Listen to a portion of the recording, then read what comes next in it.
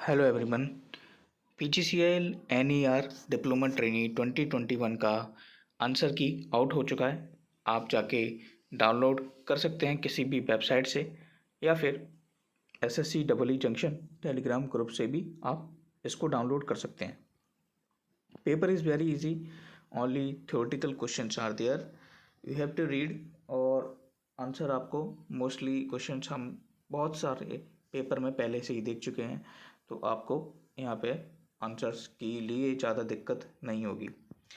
तो जैसे कि क्वेश्चंस आप देख रहे हैं, टेक्निकल क्वेश्चंस जो हैं टोटल वो 120 हैं, ठीक है। और क्वेश्चन कुछ इस प्रकार से हैं जैसे कि what is an electrical machine. तो आप जानते हैं इनमें से इलेक्ट्रिकल मशीन ट्रांसफार्मर है, ठीक है। यह एक स्टैटिक डिवाइस इलेक्ट्रिकल मशीन होती है, ठीक है, जो कि यूज़ करते हैं हम किसके लिए, स्टेप अप और स्टेप डाउन, किसके लिए, वोल्टेज को स्टेप अप और स्टेप डाउन करने के लिए, ठीक है। उसी प्रकार के कुछ क्वेश्चंस हैं जो कि बहुत ही सिंपल तरीके से इन्होंने पूछे हुए हैं, जैसे कि which type of transformer increases the current level from primary to secondary. तो आप जानते हैं जैसे कि आंसर इसका क्या होगा, स्टेप डाउन, क्योंकि आपको यहाँ पे करंट की वैल्यू क्या हो रहा है, इंक्रीज करनी है प्राइमरी से सेकेंडरी, और स्टेप डाउन में वोल्टेज क्या होता है हमारा सेकेंडरी साइड में डिक्रीज होता है, तो करंट क्या होगा उस साइड पे इंक्रीज होगा। और इसका वाइस वर्सा स्टेप अप के लिए क्या होगा, अगर वोल्टेज स्टेप अप हो रहा है तो करंट डिक्रीज होगा। नेक्स्ट क्वेश्चन भी हमने जैसा पहला क्वेश्चन देखा कि which type of machine produced static induced EMF. तो यहाँ पे आंसर आप जानते ही हैं, इसका आंसर भी क्या होगा आपका, ट्रांसफार्मर, ठीक है। नेक्स्ट क्वेश्चन पर हम चलते हैं, which type of machine produces the rotating magnetic field. तो आप जानते हैं रोटेटिक मैग्नेटिक फील्ड यानी कि रोटेटिक मैग्नेटिक फील्ड हमने कई क्वेश्चनों में देखा है कि इंडक्शन मोटर के केस में यह होता है, और हर एक एंगल जो होता है यानी कि फेस जो है हमारे 120 डिग्री पे क्या रहते हैं, 120 डिग्री पे रोटेट होते रहते हैं, यानी कि हमारा 120 डिग्री रोटेशन होता है, ठीक है। तो फाई वन जैसे हम लिखते हैं phi M sine omega T, phi two, ठीक है, phi M sine omega T minus 120 degree. तो इसी प्रकार से हमारे 120 डिग्री डिस्प्लेसमेंट होता है, ठीक है। उसी प्रकार से इसका आंसर होगा two phase induction motor. Which type of shape is used for carbon brushes in DC machine. तो देखिए रेक्टेंगुलर या स्क्वायर शेप में ये होते हैं, ठीक है। नेक्स्ट है कि which statement is correct for DC machine comparative to AC machine. तो एसी मशीन और डीसी मशीन का कंपैरिजन आप पढ़ सकते हैं किसी भी प्लेटफॉर्म के थ्रू। तो यहाँ पे जो आंसर होगा वो है आपका ऑप्शन नंबर बी, कि करेक्ट ऑप्शन आपसे पूछा गया है और डीसी मशीन जो होती है उसकी एफिशिएंसी क्या होती है एसी मशीन के कंपैरिजन में हाई होती है। कौन सा लॉसेस यानी कि which type of losses not found in AC motor. तो एसी मोटर के अंदर आप ब्रश लॉसेस नहीं देखते, ठीक है। ब्रश लॉसेस आपके डीसी मशीन के अंदर होते हैं, ठीक है। कम्यूटेटर ब्रशेस ये सब आपके डीसी मशीन के पार्ट्स हैं। नेक्स्ट है कि डीसी मशीन का क्या डिसएडवांटेजेस है, ठीक है। तो डिसएडवांटेजेस आप जानते हैं कि ऑपरेशन इसका क्या होता है, डिसएडवांटेज आपसे पूछी गई है, ठीक है। तो यहाँ पे आप देख सकते हैं कि डीसी मशीन का टॉर्क क्या होता है, हाई, ठीक है। Installation and maintenance is easy, और यहाँ पे आपका आंसर एक्चुअली होना चाहिए था डिसएडवांटेज के केस में कि ऑपरेशन इज सीमलेस, ठीक है। तो टॉर्क हाई होता है डीसी मशीन के केस में, यानी कि अगर हम डीसी सीरीज मोटर की बात करें, अगर कंपैरिजन कर रहे हैं एसी के मुकाबले, तो यहाँ पे आंसर आपको देखना पड़ेगा कि क्या रख सकते हैं। नेक्स्ट है कि which is the wrong statement for DC fan. तो यहाँ डीसी फैन की बात हो रही है, और यह भी एक कंपैरिजन कर रहे हैं एसी मोटर फैन के साथ। तो हम कह सकते हैं कि जो डीसी मोटर फैन जो होता है वो थोड़ा रगेड कंस्ट्रक्शन होता है as compare to the AC motor fan, यानी कि थोड़ा कठोर होता है डीसी मोटर फैन, ठीक है। कंस्ट्रक्शन के बारे में बात हो रही थी। तो नेक्स्ट क्वेश्चन है कि which statement is correct for AC machine comparative to DC machine. तो यहाँ पे भी एसी का डीसी के साथ कंपैरिजन है। तो जो मोटर स्पीड कंट्रोल होती है can be done by changing the frequency, ये स्टेटमेंट एसी मशीन के लिए करेक्ट है, क्योंकि हम जानते हैं सिंक्रोनस मशीन के अंदर, ठीक है, NS120F/P, तो वहाँ पे हम फ्रीक्वेंसी को कंट्रोल करके मोटर की स्पीड को कंट्रोल आसानी से कर लेते हैं। नेक्स्ट है कि यह डायग्राम आपको बताना है। तो आप देख सकते हैं कि डायग्राम में आपको दिख रहा होगा कि 3 फेज सप्लाई जो है, यानी कि एसी सप्लाई जो है आप स्टेटर पे दिए हैं और रोटर पे आपने यहाँ पे डीसी एक्साइटेशन सिस्टम दिया है। तो ऐसा हम किस मोटर के अंदर करते हैं, तो वो होती है हमारी सिंक्रोनस मोटर। स्टेटर पे हम देते हैं एसी सप्लाई और रोटर पे हम देते हैं डीसी सप्लाई। अगला क्वेश्चन है आपका, इनमें से कौन सी सेल्फ स्टार्ट मोटर नहीं है। तो हम जानते हैं एसी और, अभी हमने देखा कि एसी और डीसी किसको हम दे रहे थे, सिंक्रोनस मोटर को। तो ऑप्शन नंबर सी हमारा क्या होगा दर राइट। तो इसी प्रकार के क्वेश्चंस इस पेपर के अंदर पूछे गए हैं। आप पेपर को आसानी से डाउनलोड कर सकते हैं Telegram group SSC EE junction से। केवल आपको इस पेपर के अंदर रीडिंग लगाना है, क्योंकि 120 क्वेश्चन है, ठीक है।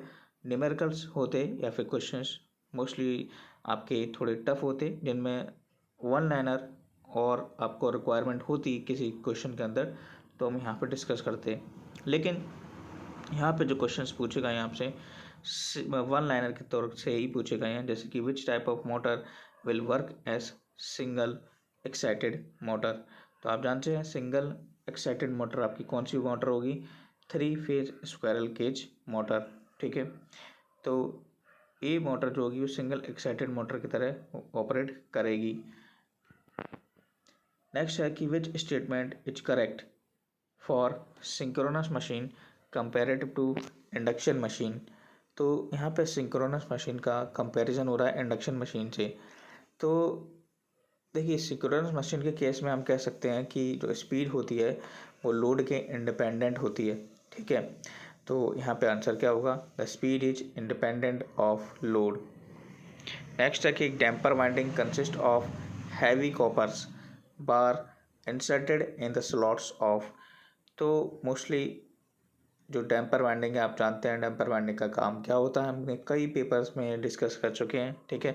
स्टार्टिंग पर्पस के लिए हम डैम्पर वाइंडिंग का यूज़ करते हैं और हंटिंग के पर्पस के लिए हम डैम्पर वाइंडिंग का यूज़ करते हैं। तो यहाँ पे पूछा गया है कि डैम्पर वाइंडिंग जो होती है consist of heavy copper wires inserted in the slots of, कहाँ पे उसको इंसर्ट किया जाता है, तो आंसर होगा आर्मेचर फेसेस, नो, आंसर होगा आपका पोल फेसेस ऑफ द रोटर। तो रोटर के पोल फेस में इसको इंसर्ट किया जाता है। नेक्स्ट देख सकते हैं कि which type of method is known as resistant starter motor. तो रेजिस्टेंट स्टार्टर जो मोटर होती है, ठीक है, वो आपकी स्प्लिट फेस इंडक्शन मोटर होती है, ठीक है। ये हमने देख चुके हैं डायग्राम के थ्रू भी। हाउ मच फेज एंगल, देखिए ये क्वेश्चन भी बहुत सिंपल है। फेस एंगल आप जानते हैं किसी भी सिंगल फेस इंडक्शन मशीन को जब आप स्टार्ट करते हैं पढ़ना, तो सबसे पहले ही पेज पे किसी भी बुक में डायग्राम बना होता है 90 डिग्री पे। ये दोनों आपके मेन वाइंडिंग और स्टार्टिंग वाइंडिंग एक दूसरे से 90 डिग्री पर डिस्प्लेस होते हैं। नेक्स्ट है कि which is wrong statement for single value capacitor motor. तो सिंगल वैल्यू कैपेसिटर मोटर की बात हो रही है, तो यहाँ रॉन्ग स्टेटमेंट पूछा गया है। देखिए सिंगल वैल्यू कैपेसिटर मोटर में no centrifugal switch is required, तो यहाँ ये गलत है, ठीक है। Efficiency is high, the power factor is high, the paper capacitor is used. तो यहाँ पे मोस्टली सेरेमिक कैपेसिटर यूज करते हैं, ठीक है। तो ये रॉन्ग ऑप्शन आपका है, ठीक है। रॉन्ग ऑप्शन है आपका the paper capacitor is used. Which type of work can not be done by nuclear reactor in plant, ठीक है। तो न्यूक्लियर रिएक्टर में जो आपका होता है, ठीक है, इनमें से कौन सा कार्य नहीं किया जाता है, तो extracting the fuel from nuclear reaction. तो हम न्यूक्लियर रिएक्शन से कोई भी फ्यूल को एक्सट्रैक्ट नहीं करते हैं, ये आपका रॉन्ग ऑप्शन है। न्यूक्लियर रिएक्टर यानी कि पावर प्लांट में, ठीक है, कोई भी फ्यूल हम एक्सट्रैक्ट नहीं करते हैं ठीक है, न्यूक्लियर रिएक्शन के through. Which can't acts as a moderator in a nuclear power plant. तो यहाँ पे देखिए हैवी वाटर को हम यूज़ करते हैं मॉडरेटर के केस में। ग्रेफाइट, पैराफिन, ये आपके तीनों क्या है, मॉडरेटर हैं। फ्राई जो है, फ्राई होना, ये आपका मॉडरेटर के तौर पे यूज़ नहीं होता है। तो इस पेपर को आप आसानी से रीड कर सकते हैं, चारों ऑप्शन को समझना, ठीक है। जैसे कि कौन सा मॉडरेटर नहीं यूज़ होता है, तो जो आपके 3 ऑप्शन हैं वो तो आपको पता ही चल गए कि हैवी वाटर जो हम यूज़ करते हैं, ग्रेफाइट यूज़ करते हैं और पैराफिन यूज़ करते हैं, बट फ्रीओना को यूज़ हम नहीं करते मॉडरेटर के जैसे, ठीक है। नेक्स्ट आपका कि एवरेज डिमांड आपको बताना है, ठीक है। मैक्सिमम डिमांड आपको 50 मेगावाट दिया है और लोड फैक्टर आपको कितना दिया है, 60%। तो आप जानते हैं कि मैक्सिमम डिमांड क्या होता है, एवरेज लोड फैक्टर आपका क्या होता है, एवरेज अपॉन मैक्सिमम डिमांड। तो लोड फैक्टर आपको गिवन है, मैक्सिमम डिमांड आपको क्वेश्चन के अंदर दिया है, तो वहाँ से आप एवरेज डिमांड आसानी से निकाल लेंगे। तो 60% इंटू 50 यानी कि 30 मेगावाट आपका क्या आ जाएगा, आंसर आ जाएगा। उसी प्रकार से यहाँ पे आप बाकी के क्वेश्चंस को आसानी से रीड कर सकते हैं, ठीक है। What is the use of feed water in pre heated by using flue gases to improve overall efficiency. तो यहाँ पे इकोनोमाइजर का क्या करता है कि it uses the feed water in pre heated system by using the flue gases to improve the overall efficiency. Next है कि what should be the minimum clearing distance between the equipment for 750 से 1000 kV line. तो यहाँ पे आपसे minimum clearing distance पूछा गया है फीट में, जो कि 750 से 1000 kV लाइन के लिए हम यूज़ करते हैं। तो यहाँ पे 45 फीट की दूरी होनी चाहिए, ठीक है, 750 और 1000 kV के लाइन के बीच। According to electricity rule which type of pole is not used in overhead lines। तो हमें आसानी से यहाँ ऑप्शन दिख रहा है कि सिलिकॉन पीवीसी पोल्स को हम यूज़ नहीं करते हैं। कौन सा पोल है जो जिसकी लेंथ जो होती है हाईएस्ट होती है, ठीक है। तो हाईएस्ट जो होती है वो हमें स्टील टावर के लिए यूज़ करते हैं। आपने देखा भी होगा जब भी आप ट्रैवल करते होंगे तो बड़े बड़े स्टील के टावर्स आपको दिखाई देते होंगे, ठीक है, जो कि आपके लिए डिस्ट्रीब्यूशन पर्पज़ के लिए, ट्रांसमिशन पर्पज़ के लिए मेनली यूज़ करते हैं। Which type of property is not required in fuse material. तो फ्यूज मटेरियल में हम जानते हैं कि हाई रजिस्टिविटी हमारे लिए प्रॉब्लम कर सकती है, तो इसीलिए इस प्रॉपर्टी की रिक्वायरमेंट नहीं होती। कौन सी लाइन जो होती है हमारी शॉर्ट, मीडियम और लॉन्ग ट्रांसमिशन लाइन में, जिसमें हम कैपेसिटर लंप टाइप यूज़ करते हैं। तो आपने देखा होगा कैपेसिटर लंप टाइप हम मीडियम ट्रांसमिशन लाइन में यूज़ करते हैं और वहाँ से हम ABCD पैरामीटर्स से के थ्रू सेंडिंग वोल्टेज और रिसीविंग वोल्टेज को सॉल्व करते हैं, ठीक है। वहाँ से हम वैल्यूज़ को फाइंड करते हैं। नेक्स्ट है आपका which is correct when the diversity factor of a plant increases. तो जैसे जैसे हम डाइवर्सिटी फैक्टर बढ़ाते जाते हैं, ठीक है, तो प्लांट की कॉस्ट क्या हो जाती है, डिक्रीज। डाइवर्सिटी फैक्टर की वैल्यू हमेशा ग्रेटर देन 1 होनी चाहिए, ठीक है। जैसे जैसे डाइवर्सिटी फैक्टर ज़्यादा होगा यानी कि लोड फैक्टर भी ज़्यादा होगा और प्लांट की कॉस्ट डाइवर्सिटी फैक्टर को बढ़ाने से घट जाती है। Which of the following plant have highest life span. तो हाइड्रो पावर प्लांट जो है उसकी लाइफ स्पैन क्या हो जाती है, ज़्यादा। बाकी के जो क्वेश्चंस हैं, ठीक है, मैं आपको शो कर देता हूँ। जिसको भी पेपर नहीं मिल रहा है तो आप यहाँ से पॉज करके वीडियो को या फिर म्यूट करके या फिर आगे बढ़ के इस पेपर को आप वीडियो के थ्रू भी देख सकते हैं। देखिए क्वेश्चन पेपर में कुछ नहीं है, आपको केवल रीड करना है, आपको आंसर देखना है। आंसर मैं बता दूं तो आंसर यहाँ पे बगल में लिखे हुए हैं, ठीक है, ऑप्शन नंबर के साथ साथ जो भी कैंडिडेट ने ऑप्शन लगाए हैं वो आपको पेपर के अंदर मिल जाएंगे। तो आसानी से आप इस पेपर को रीड कर सकते हैं, डाउनलोड कर सकते हैं। आने वाले पेपरों में इसको आप पढ़ के जाएं, क्योंकि अभी का पेपर है, ठीक है, रिसेंट के जो पेपर होते हैं वो आपके लिए बहुत ही इम्पोर्टेंट होते हैं। ये हम पहले भी देख चुके हैं। एक पेपर पिछले साल जब जो जनवरी में आया था, वो उसके कम से कम 10 से 15 क्वेश्चन जो थे, 10 से 15 से भी ज़्यादा क्वेश्चन जो थे वो मार्च के पेपर में रिपीट हुए थे, ठीक है। तो इसीलिए इस पेपर को ज़रूर लगाएं, और जो भी क्वेश्चंस इस पेपर के अंदर दिए हैं वो क्वेश्चंस मेनली जो हैं हम और पेपर में भी सॉल्व कर चुके हैं।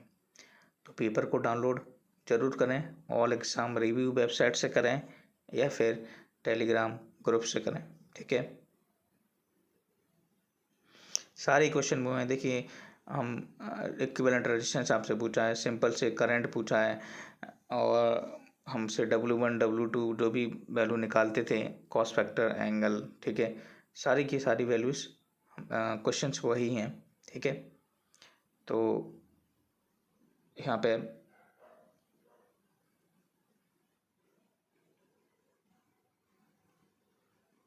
ओके,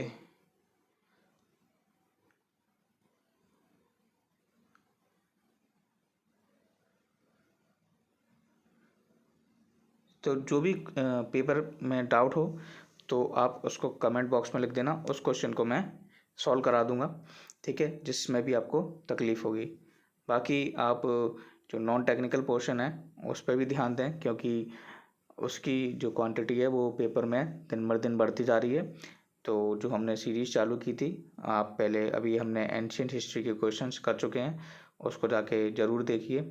उसके बाद अभी हम 2-3 दिन में लाने वाले हैं, ठीक है, आगे की हिस्ट्री के, जो कि मेडिवल हिस्ट्री होने वाली है और मॉडर्न हिस्ट्री, ठीक है। तो मिलते हैं अगले वीडियो में। पेपर को ज़रूर डाउनलोड करें और नीचे कमेंट में आप लिख सकते हैं जो भी क्वेश्चन में आपको प्रॉब्लम हो।